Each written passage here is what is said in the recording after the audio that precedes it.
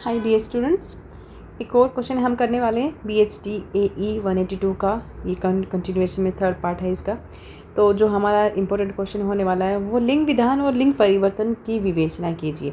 या तो ये क्वेश्चन इस तरह से पूछ लिया जाएगा या फिर आपसे ये भी पूछा जा सकता है कि लिंग विधान और लिंग परिवर्तन को स्पष्ट कीजिए।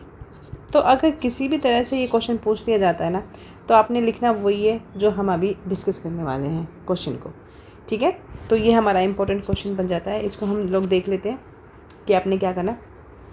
सबसे पहले आपको चैनल को सब्सक्राइब करना है, लाइक और शेयर करना है। ठीक है चलिए अब इसको कर लेते हैं। सबसे पहले हम लिखेंगे परिभाषा हमेशा की तरह। ठीक है, कि लिंग क्या है। लिंग वो शब्द है या वो शब्द जिसकी सहायता से पुरुष या फिर स्त्री जाति का बोध होता है।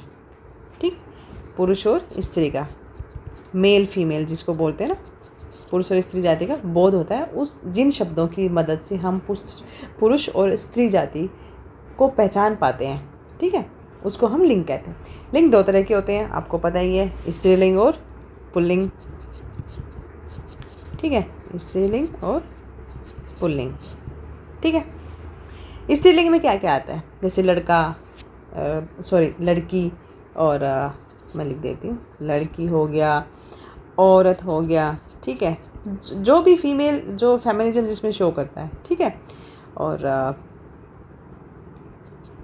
घोड़ी हो गया। ठीक है, ऐसे ही पुल्लिंग में क्या हो जाएगा, इसका उल्टा हो जाएगा, लड़का, आदमी, ठीक है, एंड घोड़ा। तो इतना मुझे डिटेल में बताने की ज़रूरत नहीं है, यू आर मैच्योर एनफ कि स्त्रीलिंग पुल्लिंग क्या होते हैं, वो सारा यहाँ पर आप लोग आराम से लिख सकते हो। अब हम जो थोड़ा सा और इसमें डिस्कस करने वाली हूँ, फॉर एग्जांपल, तो मैं इसमें थोड़ा सा और आपको कुछ एडिशन करके बता देती हूँ कि लिंग जो होता है, जेंडर जिसको हम बोलते हैं, जेंडर, ये लिंग का अर्थ है कि चिन्ह। ठीक है, चिन्ह। ओके, तो हिंदी में लिंग का जो व्याकरणिक महत्व है, क्योंकि इसके कारण ही जो शब्द का रूप बदल जाता है, जैसे लड़की, लड़का। ठीक है, तो ये तो खैर हम इनके अलग अलग रूप के हम बाद में बात करेंगे डिटेल में। जैसे अगर मान लीजिए हम एक एग्जांपल लेती हूँ, जैसे लड़का दौड़ता है, अगर मैं लिखूँ लड़का दौड़ता है, ठीक है, या फिर लड़की दौड़ती है, लड़की दौड़ती है। ठीक है, तो इस प्रकार आप इसमें देख सकते हो कि जो लिंग है वो संख्या का वो लक्षण है जो संख्या के पुरुषवाची या फिर स्त्रीवाची होने का बोध करवाता है। स्त्रीलिंग और पुल्लिंग का बोध करवाता है। हिंदी में लिंग के दो भेद होते हैं, स्त्रीलिंग और पुल्लिंग, मैं ऑलरेडी बता चुकी हूँ। तो जीव जगत में जो हम जहाँ पर हम रहते हैं, जिस दुनिया में हम रहते हैं, उसमें लिंग का जो है एक प्राकृतिक भेद है लिंग, बट लैंग्वेज में इसे ना व्याकरण की दृष्टि से देखना थोड़ा सा अपेक्षित हो जाता है। प्राणीवाचक संज्ञा जो होती है ना, उसमें शब्दों में लिंग की पहचान उसके नर या फिर मादा, ठीक है, ये होने के कारण क्या होता है, ईजी हो जाती है समझना उसको। बट जो अप्राणीवाचक संज्ञा होती है ना, उसमें लिंग की पहचान जब हम करने लगते हैं तो उसके साथ लगने वाली क्रिया और विशेषण, ठीक है, क्रिया विशेषण पद से ही संभव हो पाती है। जैसे अगर मैं इसमें एग्जाम्पल लिखूँ, आपको बताऊँ, जैसे आदमी भोजन कर रहा है, ठीक है, कर रहा है, एक एग्जाम्पल ये हो गया प्राकृतिक लिंग भेद, प्राकृतिक लिंग भेद। ठीक है, सेकंड अगर मैं बता दूं कि औरत खाना बना रही है, ठीक है, ये भी प्राकृतिक हो जाएगा, लिंग भेद हो जाएगा। अब एक अगर मैं एग्जाम्पल लिखूं कि कूलर चल रहा है, ठीक है, तो ये प्राकृतिक लिंग भेद नहीं होगा, ये क्रिया हो रही है यहाँ पर। तो क्रिया से क्या हुआ, पहचान की जा रही है। ठीक है, फिर बिजली चल रही है, बिजली जल रही है, ये भी क्या हो जाएगा, ये भी क्रिया से पहचान हो जाएगी। अगर मान लीजिए मैं ये एक एग्जाम्पल लिखूं कि यह कमरा बड़ा है, तो यहाँ पर ना तो प्राकृतिक लिंग भेद आएगा, ना ही क्रिया से पहचान की जाएगी। यहाँ पर होगा विशेषण, विशेषण से पहचान की जा रही है। ठीक है। सो अगर हम पुल्लिंग की बात करें, फर्स्ट पुल्लिंग के बारे में अगर हम बात करें, जो मैस्कुलाइन जेंडर होता है जिसको बोलते हैं, वो ऐसे शब्द होते हैं जिनसे पुरुष जाति का बोध होता है, ठीक है ना। तो आप लोगों को पता होगा उन्हें पुल्लिंग कहते हैं। जैसे दुकानदार हो गया, बस्ता, अध्यापक, वायुयान, लड़का, ठीक है, घोड़ा, कुत्ता, ये सारे पुल्लिंग में आते हैं। ऐसे ही जो स्त्रीलिंग होती है, स्त्रीलिंग में क्या आते हैं? वो शब्द जिनसे स्त्री जाति का बोध होता है ना, स्त्री जाति का बोध होता है। जैसे पुस्तक, साड़ी, कमीज, ठीक है, गली, पतंग, मतलब जिसमें ना फेमिनिज्म का थोड़ा सा टच आता है, सेंस आता है, उसको बोलते हैं स्त्रीलिंग। अच्छा, अब लिंग की पहचान जो होती है, आइडेंटिफिकेशन ऑफ जेंडर बोलते हैं हम। जैसे लिंग की पहचान, ओके, प्राणीवाचक जो संख्याएं होती है ना, उनके लिए लिंग की पहचान और प्राणीवाचक संज्ञाओं के लिंग की पहचान उनकी शारीरिक रचना से हो जाती है। जैसे लड़का, शारीरिक रचना से ही तो पता चलता है ना, लड़का, युवक, वृद्ध, शेर, चीता, घोड़ा, गधा, जितने भी होते हैं शारीरिक, इनकी संरचना से हमें पता चल जाता है कि ये क्या है, पुल्लिंग है, ठीक है। ऐसे ही चिड़िया हो गई, गाय, स्त्री, लड़की, हथिनी, ये सारी चीज़ों से क्या पता चलता है हमें, स्त्रीलिंग का पता चलता है। तो इनकी जो शारीरिक संरचना होती है ना, उससे हमें शारीरिक संरचना से क्या पता चलता है, हमें लिंग की पहचान होती है। अच्छा, कुछ ऐसे वर्ड्स भी होते हैं जो हमेशा ही ना वो पुल्लिंग के ही तरह जो है साउंड करते हैं। जैसे कौवा हो गया, ठीक है, कौवा, गीदड़ हो गया, उल्लू, ठीक है, मच्छर, मछली तो होता नहीं है ना, गैंडा हो गया, ठीक है, खरगोश, खरगोशी कभी सुना है? नहीं ना। तो ये ऐसे वर्ड्स हैं, कुछ और भी वर्ड्स हैं जो हमेशा ही क्या रहते हैं, पुल्लिंग ही रहते हैं। अच्छा, ऐसे ही कुछ स्त्रीलिंग वर्ड भी होते हैं जो हमेशा ही स्त्रीलिंग साउंड करते हैं। जैसे कोयल, गिलहरी, भेड़, चमगादड़, मक्खी, मैना, मछली, ये सारे के सारे वर्ड्स आते हैं, ठीक है। अब इनके साथ साथ कुछ और वर्ड्स भी होते हैं जिनको उभयलिंगी बोलते हैं। उभयलिंगी, उभयलिंगी क्या होते हैं कि उभयलिंगी वो शब्द होते हैं। अच्छा, उससे पहले मैं एक बता दूँ, ये जो जितने भी ये जो पदनाम आते हैं ना, जैसे कुछ हमेशा पुल्लिंग में ही होते हो, चाहे वो उन पदों पर बैठा व्यक्ति हो, पुरुष हो, किसी भी पर्टिकुलर अगर किसी पद पर बैठा हुआ है कोई, चाहे वो स्त्रीलिंग हो या पुल्लिंग हो, वो हमेशा ना पुल्लिंग में ही काउंट होते हैं, ठीक है। तो ये कुछ शब्द ऐसे होते हैं जो उभयलिंगी हो गए। इनके लिंग जो होते हैं वो क्रिया के द्वारा निर्धारित होते हैं। जैसे राजदूत, एम्बेसडर बोलते हैं ना, जैसे मुख्यमंत्री, ठीक है, मुख्यमंत्री हो गया, प्रधानमंत्री हो गया, राष्ट्रपति, उपराष्ट्रपति, engineer, photographer, reporter, doctor, professor, ये सारे के सारे उभयलिंगी शब्द हो जाते हैं। नर या मादा लगाकर लिंग का निर्धारण भी कई बार हो जाता है। जैसे कुछ संज्ञा शब्दों में लिंग में भेद करने के लिए ना, उससे पहले नर या मादा शब्द लगा देते हैं। जैसे नर मछली, ठीक है, नर मछली हो गया, नर कोयल, नर गिलहरी, इस तरह से कुछ शब्द बना दिए जाते हैं।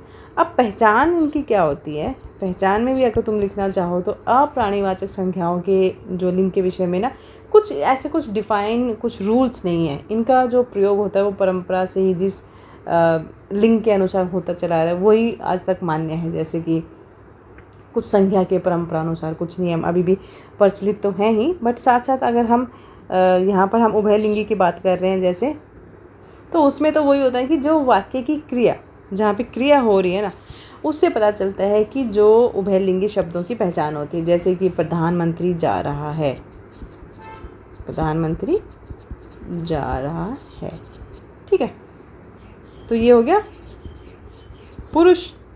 और प्रधानमंत्री जा रही है, क्या बनेगा, स्त्री, ठीक है। तो वाक्य की क्रिया से पता चलता है, जो हम उभयलिंगी शब्दों के बारे में जो बात कर रहे हैं उसमें वाक्य की में जो क्रिया हो रही है ना, जा रहा है या जा रही है, उसे उभयलिंगी शब्दों का पता चलता है। अब जो हमने आधा क्वेश्चन तो हमारा यहाँ पे हो गया। अब हमें बात करनी है लिंग परिवर्तन के बारे में।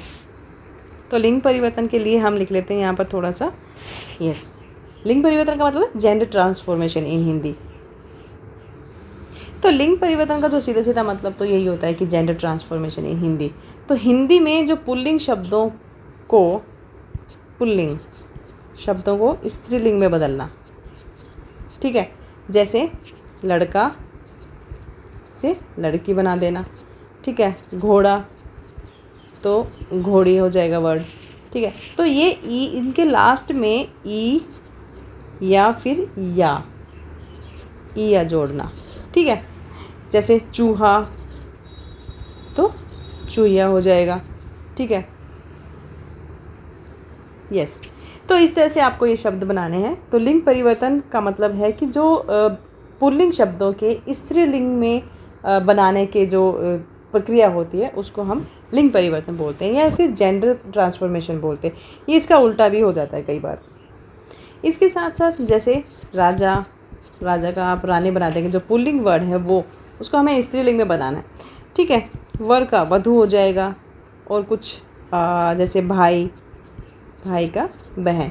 तो कुछ अच्छा, इसके अलावा ना कुछ ऐसे भी स्त्रीलिंग शब्दों से जो पुल्लिंग बनते हैं, ठीक है, स्त्रीलिंग से जो पुल्लिंग वर्ड बनते हैं उनके लिए जैसे बहन हो जाएगा, बहन से बहनोई, ठीक है, बहन। और जीजा, ठीक है, जीजा से जीजी बन जाएगा। तो इस तरह के आपको वर्ड बनाने हैं जो लिंग परिवर्तन के अंतर्गत, ये सारे के सारे वर्ड आपको विद एग्जाम्पल एग्ज़ाम में लिखने पड़ेंगे। कुछ ऐसे भी शब्द होते हैं जो हमेशा ही पुल्लिंग काउंट होते हैं, जैसे बुढ़ापा है ना, बचपन अगर मैं लिखूँ तो बचपन हो गया, ममत्व हो गया, ठीक है। इसके साथ साथ कुछ ऐसे स्त्रीलिंग वर्ड होते हैं जो हमेशा ही, जिनके लास्ट में हट हो गया, वट, इनके शब्दों के साथ साथ जो स्त्रीलिंग होते हैं शब्द जैसे घबराहट हो गया, सजावट हो गया, मिलावट हो गया, ठीक है। तो ये आपको इस तरह से लिंग परिवर्तन आपको बना के देने पड़ेंगे वहाँ पर विद एग्जाम्पल। लास्ट में हम निष्कर्ष लिख देंगे। निष्कर्ष में आपने लिखना है कि लिंग शब्द का वो रूप है जिससे ये पता चलता है कि वो पुल्लिंग है या स्त्रीलिंग है। अच्छा, हिंदी में लिंग के अनुसार क्रिया विशेषण, क्रिया हो गया, विशेषण हो गया, ठीक है, और वाक्य रचना, इन चीज़ों का ध्यान रखना। ओके, क्रिया विशेषण और वाक्य रचना ये सारी चीज़ें बदलती हैं, किसकी वजह से? लिंग की वजह से। कुछ निश्चित नियम तो नहीं है, बट लैंग्वेज का अगर प्रैक्टिस करो या फिर भाषा अभ्यास से लिंग विधान और लिंग परिवर्तन दोनों को समझना काफ़ी आसान हो जाता है। ये हमारा क्वेश्चन ख़त्म हो गया यहाँ पर। नेक्स्ट क्वेश्चन हमारा होने वाला है लिखित संप्रेषण के लिए। देखो, हमारे पेपर का नाम ही भाषा, हिंदी भाषा और संप्रेषण है, तो संप्रेषण पे तो आपका क्वेश्चन पूछा जाएगा, ठीक है। तो क्वेश्चन आपका किसी भी तरह से पूछ लिया जा सकता है, या तो इतना आ जाएगा कि लिखित संप्रेषण को स्पष्ट कीजिए, या फिर आपके सामने जो ये लिखा हुआ है सीधा सीधा इसके बारे में आ जाएगा। तो हम इस क्वेश्चन में जो आंसर मैं बताने वाली हूँ उसमें लिखित संप्रेषण के साथ साथ उसका किस तरह से विकास हुआ था, किस तरह से इस चीज़ को बढ़ाया गया था, या लिखित संप्रेषण का हिंदी में किस तरह से इसका विकास हुआ था, एक प्रोग्रेस हुई थी, उस सब को मैं इसमें बताने वाली हूँ। तो वीडियो को ध्यान से देख लेना, और ये क्वेश्चन इंपॉर्टेंट बनता है, ठीक है। तो सबसे पहले तो हम हमेशा की तरह इंट्रोडक्शन में लिखेंगे, क्या लिखेंगे कि जैसे जैसे मानव सभ्यता विकसित होती गई है ना, विकास हुआ है जैसे जैसे, वैसे ही जो लोगों की जो जीवन शैली है वो कैसी होती चली गई है, जटिल, ठीक है। और इसी के साथ साथ हर वस्तु को, मतलब ये पहले क्या होता था, पहले जब स्टोन एज के टाइम की अगर मैं बात करूं, तो जब लोग जब अपना कोई भावना बताते थे, कुछ भी अगर कुछ बताना चाह रहे थे, कोई इन्फॉर्मेशन देना चाह रहे थे, तो वो चित्रों के ज़रिए ना अपनी बातों को या अपने मैसेजेस को कन्वे करते थे। लेकिन जैसे जैसे हमारे जो सभ्यता का विकास हुआ, तो लोगों की जीवन शैली जो है वो थोड़ी सी टाइट होती चली गई, टफ होती चली गई, जटिल बोल सकते हैं जिसको। तो इसके साथ साथ हुआ ये कि हर वस्तु को ना चित्रों के माध्यम से बताना जो है वो मुश्किल हो गया था, और साथ ही साथ चित्रों के माध्यम से अपनी भावनाओं को बताना, ठीक है, या फिर अपने कामों को बताना, ये थोड़ा सा जटिल हो गया था। क्योंकि भावनाएं क्या होती है, जैसे हैप्पी, सैड, एंगर, है ना। तो चित्रों के माध्यम से आप अपनी भावनाओं को नहीं बता सकते हैं, है ना। और इसके साथ साथ ही ना ही आपकी क्रियाएं, आप जो क्रियाएं कर रहे हैं, जो काम कर रहे हैं, वो सारे के सारे काम आप चित्रों के माध्यम से नहीं बता सकते हैं, ठीक है। अगर आप मान लीजिए आप बैठकर कुछ सोच रहे हैं, ठीक है, सोच रहे हैं, आपके दिमाग में क्या क्या विचार चल रहे हैं, तो वो सारे के सारे विचार जो है वो आप चित्रों के ज़रिए नहीं बता सकते। उसके लिए क्या हुआ था, इस लिपि का विकास हुआ था, ठीक है, जिसको बोलते हैं प्रतीक। ठीक, तो लिपि का विकास हुआ, धीरे धीरे प्रतीकों की ओर हुआ। अब लिपि में क्या है कि चित्र नहीं यूज़ होते थे, बल्कि शब्दों के लिए जो प्रतीक हैं, शब्दों के लिए प्रतीकों का इस्तेमाल होने लगा था।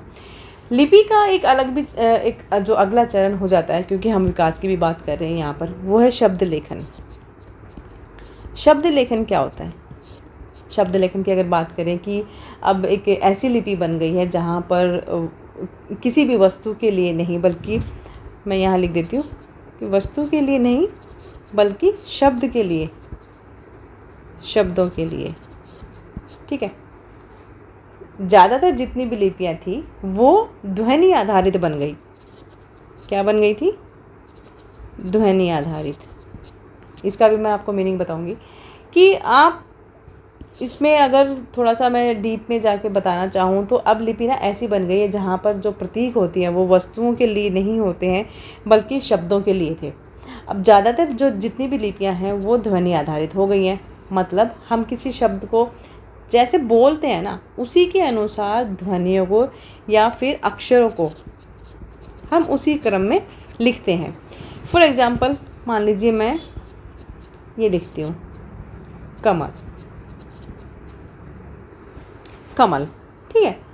तो कहने का मतलब ये है कि यहाँ पर जो कमल है, ठीक है, कमल के लिए अब मुझे उसका चित्र बनाने की ज़रूरत नहीं है, उसकी पिक बनाने की मुझे ज़रूरत नहीं है, बल्कि उसकी ध्वनियों के माध्यम से या जो ध्वनियों के प्रतीक हैं, क अगर मान लीजिए आप क बोलेंगे तो आपके दिमाग में पिक्चर बन जाएगी ये वाली, ठीक है। माँ बोलेंगे तो माँ बन जाएगा, ला करेंगे तो ला की एक इमेज जो है, वो प्रतीक जो है वो आपकी इमेजिनेशन में आ जाएगा, ठीक है।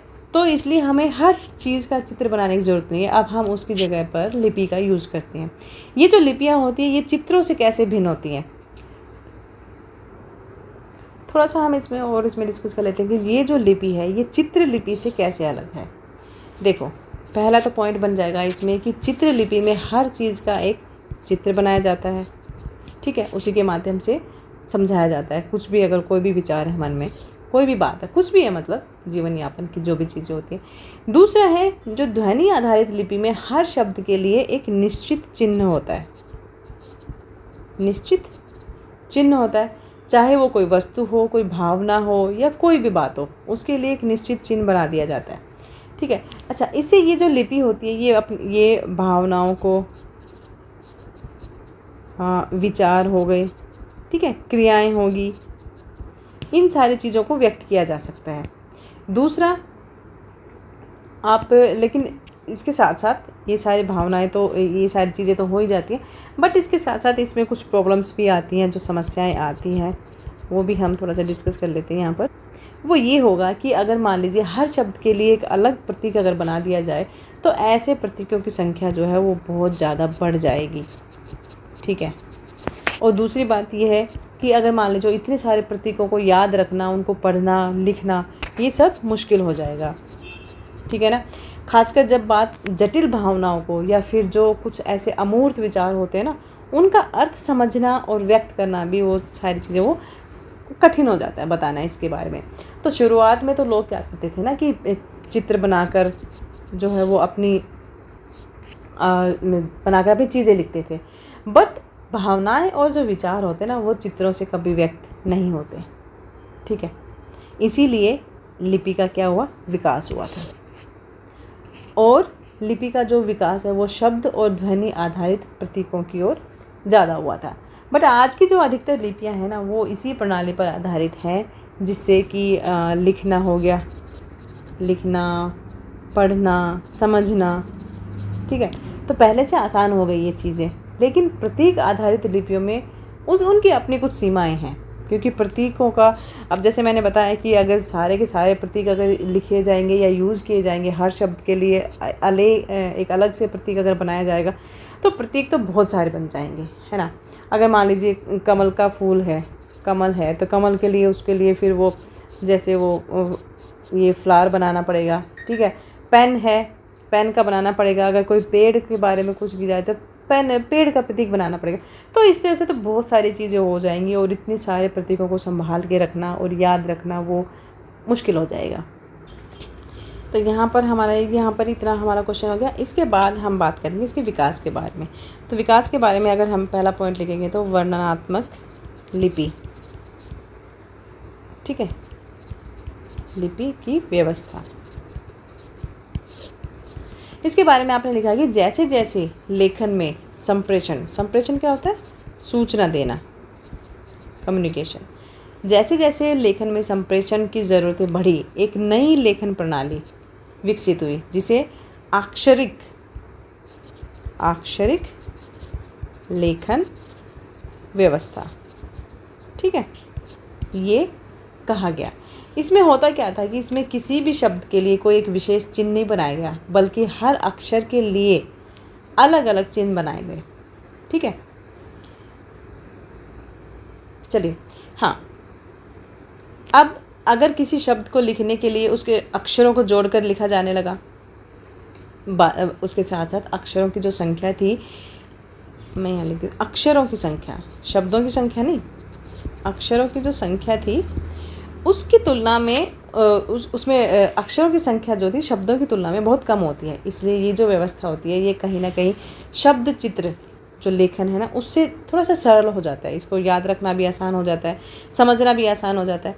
तो इस प्रणाली की जो एक ख़ास बात ये होती है कि ये अक्षरों की ध्वनियों पर, अक्षरों की जो ध्वनि होती है ना उस पर आधारित थी, और इसी ने फिर आगे चलकर वर्णनात्मक लिपि की व्यवस्था को जन्म दिया। इसकी क्या विशेषताएं थी? तो विशेषता में हम पहला पॉइंट लिखेंगे वर्णों की पहचान। इसमें हर ध्वनि जो थी, ध्वनि, ठीक है, उसके लिए एक निश्चित वर्ण होता था, ठीक है। फॉर एग्जाम्पल हिंदी में जैसे आ होता है, आ ध्वनि के लिए आ वर्ण का प्रयोग होता है, ठीक है ना। और जब ये वर्ण लिखा जाएगा तो उसका उच्चारण भी आ ही होगा, ठीक है। लेखन और उच्चारण का मेल, अगर मैं मेल लिखना चाहूँ तो जैसे कई ध्वनि मिलकर एक शब्द बनाती है ना, उसी तरह कई वर्ण मिलकर भी क्या बनाते हैं, उस शब्द का लिखित रूप से उस शब्द को तैयार करते हैं।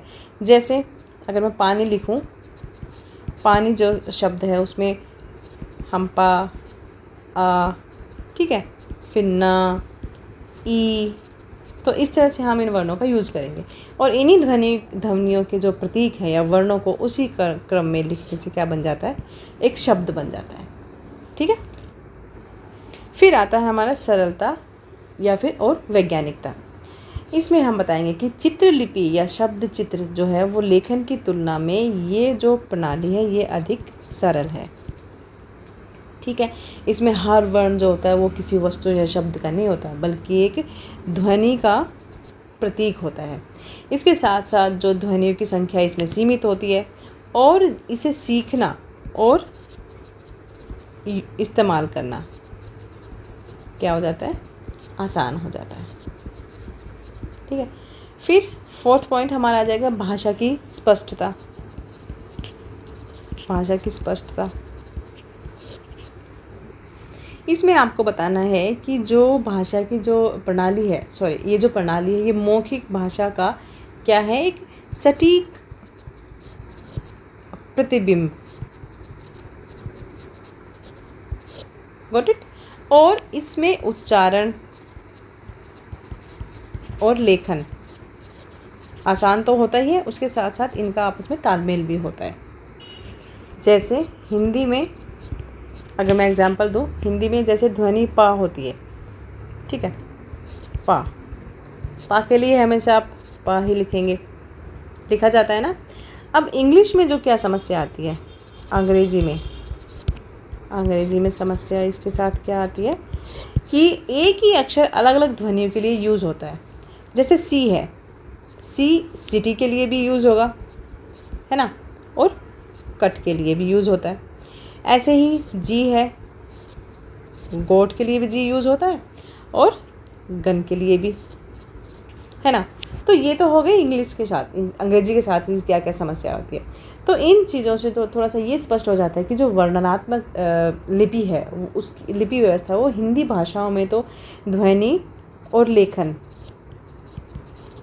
के बीच एक स्पष्ट रिलेशन तो बनाती है, लेकिन कुछ अलग भाषाओं के साथ, अन्य भाषाएं जैसे कि अंग्रेजी के साथ, तो यहाँ पर इनका संबंध जो है वो थोड़ा सा कठिन हो जाता है। जैसे कि आपने, मैं पूरा तो नहीं बताऊंगी, लेकिन आपने एक पिक्चर देखी होगी चुपके चुपके, उसमें धर्मेंद्र ने कुछ बताया था जी के बारे में, ठीक है। तो आई होप आप लोगों को वो याद आ गया होगा। तो वही चीज़ है, ये इंग्लिश के साथ हिंदी की जो समस्या आती है वो वही है। इसके बाद हम लिखेंगे कि देवनागरी लिपि। देवनागरी लिपि में वर्ण व्यवस्था कैसी थी, क्या मतलब होता है इसका। देवनागरी लिपि जो है वो संस्कृत और हिंदी जैसी भाषाओं के इस्तेमाल से होती है, ठीक है, और काफ़ी साइंटिफिक लैंग्वेज लिपि मानी जाती है, वैज्ञानिक मानी जाती है। इसमें हर ध्वनि के लिए एक निश्चित जो है वर्ण होता है, हर ध्वनि के लिए। जैसे का के लिए हमेशा का ही लिखा जाएगा और कुछ नहीं, ये मैं ऑलरेडी बता चुकी हूँ। अच्छा, जैसे जैसे टाइम बदला है ना, वैसे वैसे भाषा में भी बदलाव होते आए हैं। कुछ ध्वनियाँ और अक्षर जो है धीरे धीरे इस्तेमाल में नहीं रहते हैं। आप लोगों को भी याद होगा, जो चीज़ें, जो वर्ड आप बचपन में बोलते थे, अब आप वो लोग भूल चुके हो, उसकी जगह पर कुछ और वर्ड्स आ गए हैं, है ना। पहले अगर तुम लोगों को याद हो, जब बाराखड़ी पढ़ते थे उसमें एक वर्ण होता था, ठीक है, हिंदी में एक ये लड़ नाम का वर्ण होता था, जो अब नहीं दिखता है। यूज़ तो कोई करेगा ही क्या, बच्चों को तो पता भी नहीं होगा इसके बारे में। बट जो पुराने वर्ण हैं, जैसे कि री हो गया, ठीक है, ऋषि वाला री हो गया, या फिर श, ये अभी भी यूज़ में आ रहे हैं। हालांकि इनके उच्चारण में थोड़ा सा, इनके प्रोनाउंसिएशन में भी कुछ चेंज आ गया है। अब एक जो भाषा है, जब एक भाषा दूसरी भाषाओं के संपर्क में आती है ना, तो उसमें कई अलग अलग ध्वनियाँ और नए नए शब्द भी जो है वो जुड़ जाते हैं। हिंदी में भी, हिंदी के साथ भी ऐसा ही हुआ। हिंदी में अरबी, फ़ारसी, तुर्की, अंग्रेज़ी, ये सारे के सारे भाषाओं से कुछ शब्द आए हैं और उसके साथ जुड़ गए हैं। जैसे अगर उर्दू के शब्द जैसे गबन हो गया, ठीक है, फ़ायदा, कॉलेज हो गया, ठीक है, ये इंग्लिश के और फ़ारसी वर्ड्स जो जुड़ गए थे। इन शब्दों का उच्चारण थोड़ा अलग तो हो सकता है, बट फिर भी इनका मतलब समझ में सबको आ जाता है। बट फिर भी कुछ ऐसे शब्द होते हैं जिनका, जो सुनने में तो एक जैसे लगते हैं, लेकिन उनका जो मीनिंग है वो बिल्कुल अलग ही हो जाता है। जैसे हाल, हाल का मतलब होता है दशा, ठीक है, दशा होती है। ये तो होल, होल का मतलब होता है कमरा, है ना। अब फन होता है, एक तो फन हो गया, एक फ़न, दोनों अलग अलग मतलब सुनने में एक जैसे हैं, लिखने में भी एक जैसे हैं। फ़न का मतलब होता है हुनर, और दूसरा फ़न होता है नाग का फ़न जो होता है, ठीक है। तो इस तरह से आपको बताना है। तो ये इसीलिए जो सही उच्चारण तो ज़रूरी है, ताकि जो मतलब इन जो लिपि का जो उच्चारण है वो सही उच्चारण ज़रूरी है, ताकि जो शब्द का मतलब है वो आसानी से और साफ साफ समझा जा सके। अब बोलते समय भाव और अर्थ तो सिर्फ शब्दों से नहीं, बल्कि बोलने के ढंग से भी समझ में आ जाते हैं। तो इसमें यहाँ पर विराम लगाने की ज़रूरत नहीं होती है, या फिर किसी शब्द पर अगर मान लीजिए जोर दिया जा रहा है, तो उससे भी वो चीज़ें ना, उस शब्द का मीनिंग समझ में आ जाता है। जैसे कि एक बहुत ही फेमस लाइन है, ठीक है, मैं इसको लिख देती हूँ, रोको मत जाने दो। अब यहाँ पर देखोगे तुम, ये दोनों वर्ड तो पढ़ने में तो एक जैसे लगेंगे, मीनिंग भी थोड़ा सा इनका एक जैसा ही लगेगा, लेकिन अगर ध्यान से देखेंगे आप कि रोको मत जाने दो, ठीक है, यहाँ पर एक रिक्वेस्टिंग वे में किया जा रहा है कि मत जाने दो, उसको रोको। यहाँ पर अगर आप देखेंगे तो शब्द को, इस सेंटेंस को दो पार्ट्स में डिवाइड कर देखिए, रोको मत जाने दो, कि उसको मत रोको, उसको जाने दो। यहाँ पर क्या है, एक तरह से परमिशन दी जा रही थी, उसको मत रोको, उसको जाने दो, लेकिन यहाँ पर रिक्वेस्ट की जा रही है, ठीक है। तो यही मतलब होता है कि कुछ शब्द ऐसे होते हैं जो सुनने में, समझने में एक जैसे लगते हैं, बट उनका मीनिंग काफ़ी अलग हो जाता है। ठीक है, उनको लिखने में भी थोड़ा सा उनको अलग तरीके से लिखा जाता है। तो लेखन भाषा का एक इम्पोर्टेंट हिस्सा है। ये बोलने से अलग और थोड़ा सा स्थायी हो जाता है, परमानेंट हो जाता है। तो बोलना तो देखो हर कोई सीख ही जाता है, लेकिन लिखना और पढ़ना जो है वो सारी चीज़ें सीखनी पड़ती हैं। ठीक है ना। आज के टाइम में जो लिखित भाषा है, जो राइटिंग लैंग्वेज है, वो काफ़ी ज़रूरी हो गई है। चाहे वो न्यूज़पेपर पढ़ना हो, बोर्ड पढ़ना हो, या फिर कोई भी पढ़ाई करनी हो, वो काफ़ी इम्पोर्टेंट हो गया है। अब लेखन से क्या फ़ायदा होता है? लेखन से फ़ायदा ये होता है कि मान लीजिए दूर बैठे लोग भी आपस में कम्युनिकेट कर सकते हैं, और अखबारों से, बुक से क्या है वो सारी जानकारी मिल जाती है आपको। ग्लोबली क्या हो रहा है वो सारी चीज़ें आपको न्यूज़पेपर से मिल जाती है। इसके साथ साथ जितनी भी जानकारियाँ होती हैं वो एक तरह से सुरक्षित रहती हैं, और उन चीज़ों को आप बार बार क्या है पढ़ सकते हो। तो लिखित भाषा में एक रूपता होती है, जबकि बोली में बदलाव आते रहते हैं। जैसे आप किसी को बाबूजी कहेंगे, किसी को बाऊजी कहेंगे, किसी को सेम वर्ड को कहीं ना कहीं अलग अलग तरीके से बोला जाता है। लेकिन लिखेंगे, जब उस चीज़ को लिखने की बारी आती है तो उसको हमेशा बाऊजी ही लिखा जाता है। तो इससे हर कोई जो है वो सही अर्थ उस चीज़ का समझ पाता है, पता चल जाता है कि इन्होंने बाऊजी लिखा है, बाऊजी के बारे में बात हो रही है। तो इसी तरह लेखन भाषा को स्थिर, स्पष्ट और समाज में उपयोगी बनाने लायक इसको बनाया जाता है। इसके साथ आप निष्कर्ष लिख देना, और ये हमारा क्वेश्चन कंप्लीट हो जाता है।